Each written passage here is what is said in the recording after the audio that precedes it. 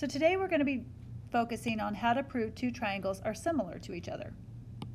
Now, if you remember, we did this when we were trying to prove two triangles were congruent to each other. So it's going to be by a very similar method. One way to do that is if you can prove that two angles are congruent. Remember, the definition of being similar is all the angles have to be congruent and the corresponding sides would need to be proportional. So if I can show that at least two angles are the same measure, then that's enough to show that the two triangles are similar. So here I have two angles congruent. That's all I need. You don't need three angles because by the third angle theorem, the third angles have to be already matched. So now I'm going to write out my congruence statement. ABC to DEF. So I would say triangle ABC is similar to triangle DEF.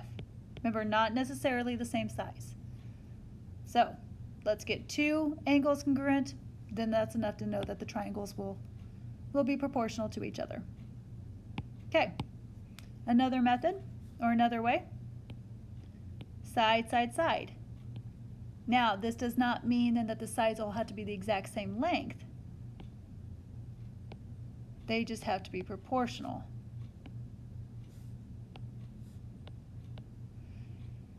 So if I say that this side here is 5 units long, this side's 10, that's a 2-to-1 ratio. 10 to 5 reduces to 2-to-1. Let's make this one 7 units. This would be 14. Again, it also reduces to 2-to-1. And the short side, if I say that this is 6, this one would need to be 3. So because all three sides are proportional, remember, not necessarily congruent, that's enough to state that triangle MNP is similar to triangle RTS by side, side, side. And then our last way is by side, angle, side.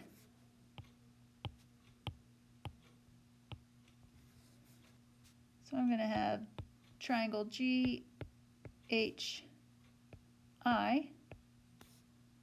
and JKL. So if I can get two sides, let's say that this is 3 units. This is 1. If this is 12 units long, this is 4. Of course, my pictures are not drawn to scale. Then I have to be referring to the angle right in between those two sides. The angles can't be proportional. The angles have to be congruent. You can have that. If you get that, that's enough to state that those two triangles, triangle GHI, is similar to triangle JKL. Okay? And you could show that the similarity ratio, 3-to-1, obviously reduces to 3-to-1. And 12-to-4, those are corresponding sides. That also reduces to 3-to-1. And angle G congruent to angle J. So this right here supports that those two triangles are similar by side, angle, side. Example number 1, determine if the pair of triangles are similar.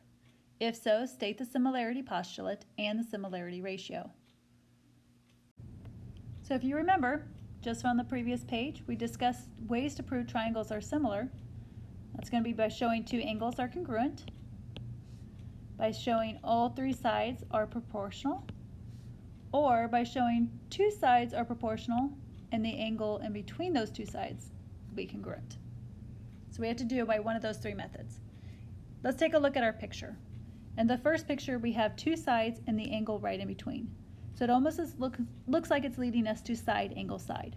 Okay? We don't have all three sides, so side, side, side is going to be out.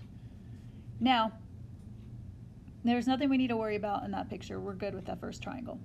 But if you notice in the second triangle, 62 degrees is not the angle that's in between your two sides. You have to find angle T. But notice that your lengths are going to be the same length, so that triangle is isosceles. And that 62-degree angle is your base angle. So if angle S is 62 degrees, then so is angle W. How many degrees then does that leave over for angle T? 56. All right, so let's take a look at our sides. We can clearly see that our sides are 10 to 5 for both of them. They're going to have the same ratio, 2 to 1. But because our angle Q and angle T do not match, 36 degrees is not the same thing as 56. If those angles are not congruent, then you cannot say that those two triangles are similar. So these are not similar triangles.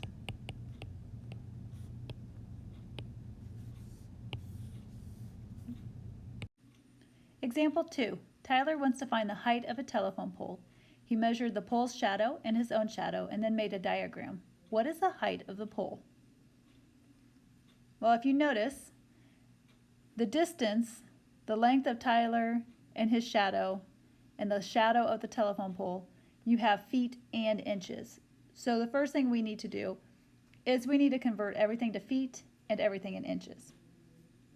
And I guess I should probably start by saying, do you guys remember, or do you guys know how these two triangles are similar to each other? Hopefully you said side, angle, side, because you have two sides that will be proportional, and you have the angle right in between them that will be congruent. All right, let's get back to the problem. 5 feet 9 inches. To avoid the use of decimals and rounding, I'm going to convert everything into inches. 5 feet 9 inches. Let's see, 5 feet, there's 12 inches in a foot, so that gives you 60 plus the remaining 9. So Tyler is going to be 69 inches tall. His shadow will be 7 times 12 plus your remaining 8 inches. So his shadow is going to be 92 inches. The shadow for the pole is going to be 38 times 12 plus those remaining 4. That'll give us 460 inches. All right, now let's go ahead and set up a proportion. I'm going to do height to height, shadow length to shadow length. And just because you can write your proportion anyway, I'm going to make certain that when I do it, my variable is in the numerator. So I want to do the height of the pole to the height of Tyler. That's going to have the same similarity ratio that the shadow of the pole is to the shadow of Tyler. And now we cross multiply and divide.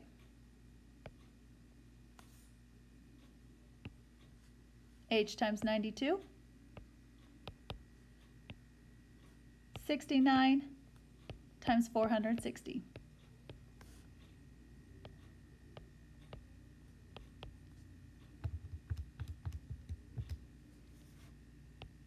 $31,740. Divide that by 92. And we have a height of 345 inches. All right, well, let's go ahead and convert that back into inches and feet. So 345 inches, divide that by 12, and you'll get 28 feet. And then you have 3/4 of a foot left over. Well, 3/4 of a foot is 9 inches. So our pole is 28 feet, 9 inches. Example 3, Marta is making a scale drawing of her triangular painting.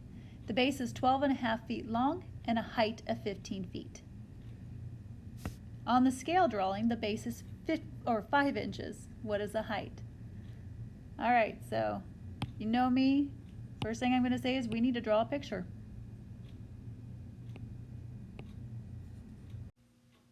Okay, here is her scale drawing of her triangular painting. So it says the base is 12.5 feet long. So this would be the actual painting.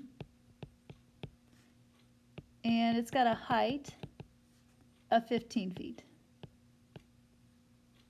Then on the scale, the base is 5 inches.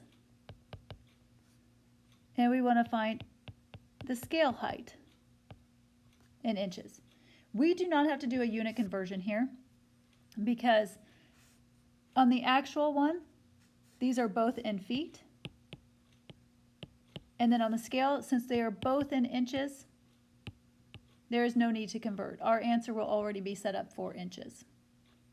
So now let's go ahead and do a proportion. And just like the last problem, you want to make sure that your variable, it doesn't have to be, but it just is a little bit easier if it is, if your variable is in the numerator. So I'm going to go height to height, length to length, as long as we're consistent. So I'm going to start at H, and the height of the actual painting would be 15. All right, then let's start over at the base for the scale model. That's 5 inches to the actual 12.5. See, what happens here is if I put my units in, you have feet, feet, and then the 5 inches. The units will simplify and reduce just to, the feet will reduce and they're simplify to 1, and you'll be left just with the inches. What I want you to do for the rest of this problem is go ahead and solve for H. Find the height of the scale drawing.